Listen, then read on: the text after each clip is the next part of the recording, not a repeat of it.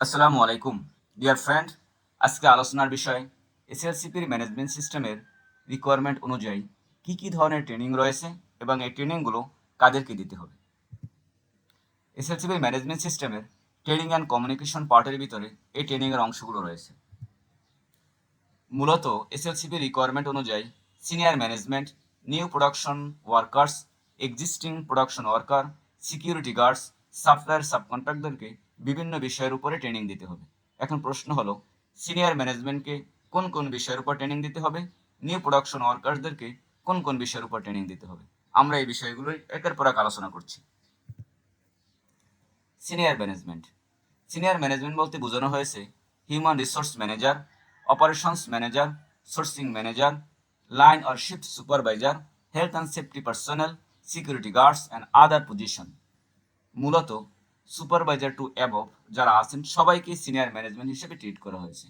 অবশ্যই ট্রেনিংটা প্রোভাইড করতে হবে মাল্টিমিডিয়া প্রজেক্টরের মাধ্যমে। এই বিষয়টা কোশ্চেন রয়েছে, আপনি কি আপনার ট্রেনিংটি মাল্টিমিডিয়া কমিউনিকেশনের মাধ্যমে প্রোভাইড করেন, মানে ভিডিও অনলাইন লেকচারের মাধ্যমে প্রোভাইড করেন? আপনি যদি ইয়েস দেন তাহলে অবশ্যই আপনাকে মাল্টিমিডিয়া প্রজেক্টরের মাধ্যমে ট্রেনিংগুলোকে প্রোভাইড করতে হবে।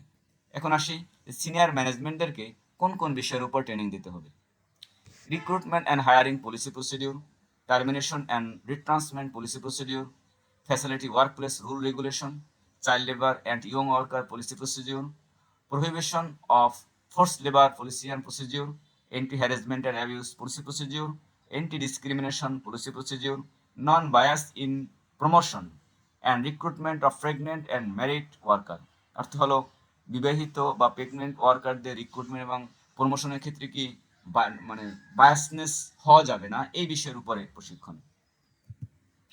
Wages and benefit policies procedure, disciplinary procedure, grievance system, worker feedback policy and procedure, health and safety policy procedure, home worker policy procedure, supplier and subcontractor policy procedure, raw materials sourcing policy procedure, anti-corruption and bravery policy procedure।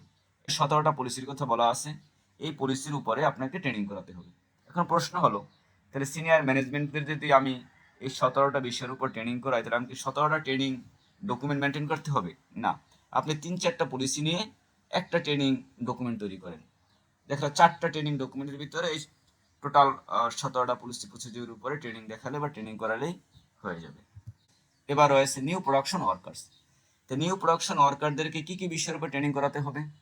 তো এর থেকে আরো বিষয় হলো যে অবশ্যই ট্রেনিংটা করাতে হবে মাল্টিমিডিয়া কমিউনিকেশনের মাধ্যমে, অর্থাৎ ভিডিও অনলাইন লেকচার প্রজেক্টরের মাধ্যমে।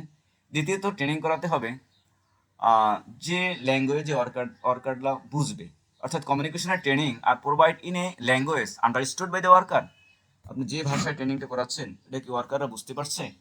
মানে বাংলাদেশের ক্ষেত্রে 100% ওয়ার্কাররাই মানে বেঙ্গলি ল্যাঙ্গুয়েজ বুঝবে। অবশ্যই বেঙ্গলি ল্যাঙ্গুয়েজ আপনাকে ট্রেনিংটা প্রোভাইড করতে হবে, এক্ষেত্রে ইংলিশ ল্যাঙ্গুয়েজ ব্যবহার করলে হবে না। তাহলে নিউ প্রোডাকশন ওয়ার্কারদেরকে কী কী বিষয়ের উপর ট্রেনিং করাতে হবে? Recruitment and hiring, child labour and young worker, prohibition of forced labor, anti-harassment and abuse, anti-discrimination, working hours, wages benefit, disciplinary procedure, freedom of association and collective bargaining, grievance system, health and safety, bravery and anti-corruption, home worker, supplier, subcontractor। এখানে প্রায় 14টা পলিসির কথা এখানে বলা হয়েছে new production ওয়ার্কারের ক্ষেত্রে। এইটা আপনি কিভাবে করবেন? মূলত হলো যে যে ওরিয়েন্টেশন যে ট্রেনিংটা হয় সেই ওরিয়েন্টেশন ট্রেনিংটা দীর্ঘমেয়াদী করেন, 2 ঘন্টা বা 3 ঘন্টা করে করেন অথবা 4 ঘন্টা করেন, একটা বিকাল রাখেন তাদের জন্য। কোম্পানির যতগুলো নিয়ম নীতি কমিটি বা অন্যান্য বিষয় যেগুলো ট্রেনিং করান ওরিয়েন্টেশনে, তার সাথে সাথে এই পলিসিগুলোও রাখেন। এই পলিসির সামারি আকারে ওরিয়েন্টেশন ট্রেনিংয়ে আস্তে আস্তে তাদেরকে ট্রেনিংটা প্রোভাইড করেন। একটা ট্রেনিং ডকুমেন্ট মেনটেন করতে হবে, কিন্তু ওই ট্রেনিং ডকুমেন্টের মধ্যে এই 14টা পলিসি যেন অবশ্যই অন্তর্ভুক্ত থাকে। 3 নম্বরে রয়েছে এক্সিস্টিং প্রোডাকশন ওয়ার্কার।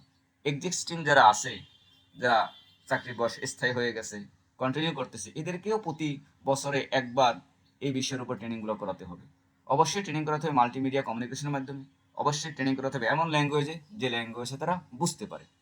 3 নম্বর হলো কী কী বিষয়ের উপর ট্রেনিং করাতে হবে?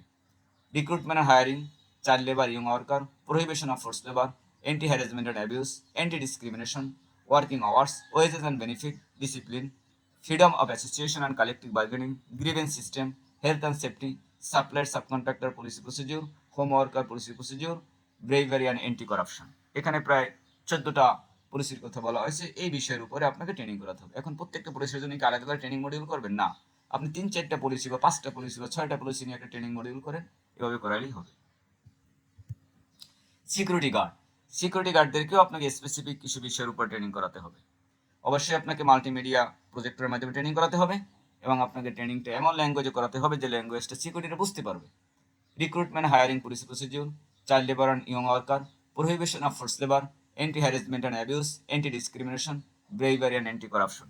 এই যে আপনার সিকিউরিটির উপর 6টা ট্রেনিং আছে, এই 6টা ট্রেনিংয়ের উপরে সিকিউরিটিদেরকে অবশ্যই ট্রেনিং করাতে হবে। তো দেখা গেল একটা ট্রেনিং ডকুমেন্টস মেনটেন করলেই হবে। এই 6টা ট্রেনিং, 6টা পলিসি নিয়ে একটা ট্রেনিং মডিউল তৈরি করেন এবং একদিনেই ট্রেনিংগুলো করিয়ে দেন, একটা ডকুমেন্টস মেনটেন করলেই হয়। এবার রয়েছে সাপ্লায়ার, সাবকন্ট্রাক্টর।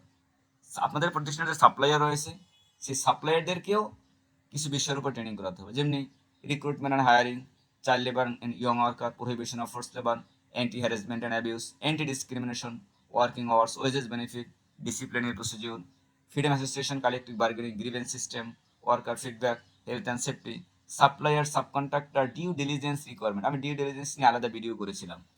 তো এই ডিউ ডিলিজেন্স নিয়ে আপনাকে সাপ্লায়ারদেরকে ট্রেনিং করাতে হবে।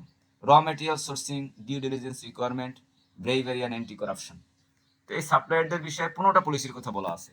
এই 15টা পলিসি নিয়ে আপনাকে সাপ্লায়ার এবং সাবকন্ট্রাক্টর যারা আছে এদেরকে ট্রেনিং করাতে হবে। এখন দুইটা মাধ্যমে ট্রেনিং করাতে পারেন। একটা হলো সাপ্লায়ার সাবকন্ট্রাক্টরদেরকে মেইলের মাধ্যমে একটা নির্দিষ্ট সময়ের জন্য আপনার প্রতিষ্ঠানে ইনভাইট করেন এবং আপনার পলিসি প্রসিডিউর সম্পর্কে 15টা পলিসি নিয়ে আপনি দীর্ঘ লং টার্ম একটা ট্রেনিং করান, 6 ঘন্টার বা হাফ বেলার একটা ট্রেনিং করান এই বিষয়ের উপর। অথবা ব্র্যান্ডরা যারা বায়ার আছে, বায়ারের সাপ্লায়ার তো ফ্যাক্টরি, দেখা যায় বায়াররা মাঝে মাঝে মানে লিঙ্ক শেয়ার করে, ট্রেনিংয়ের লিঙ্ক শেয়ার করে, লিঙ্ক শেয়ার করে তারা তাদের সাপ্লায়ারদের যে ব্র্যান্ডের যে পলিসি আছে সেই পলিসি সম্পর্কে সাপ্লায়ারদেরকে ট্রেনিং করায়। তো আপনিও প্রতিষ্ঠান ফ্যাক্টরি, আপনি আপনার পলিসি নিয়ে আপনার সাপ্লায়ারদেরকে একটা লিঙ্ক শেয়ার করে দেবেন, ট্রেনিংয়ের লিঙ্ক। ওই লিঙ্কে তারা অ্যাটেন্ড হবে এবং আপনার প্রতিষ্ঠানের পলিসি সম্পর্কে তাদেরকে একটা অনলাইন ট্রেনিং করিয়ে দেবেন। এখানে যেন এই 15টা পলিসির বিষয়ে কথা বলা থাকে, তাহলে এটা সলভ হবে। এই ছিল হলো ম্যানেজমেন্ট সিস্টেমের ট্রেনিং গুলো যেটা ছিল। এছাড়াও এসএলসিপিতে শুধু এই ট্রেনিংগুলো করালেই হয় না। এসএলসিপির দ্বিতীয় হেলথ অ্যান্ড সেফটির যে মডিউলটা আছে ওই মডিউলেও অনেকগুলো ট্রেনিংয়ের কথা বলা আছে, সেই ট্রেনিংগুলো সাথে সাথে আপনাকে করাতে হবে।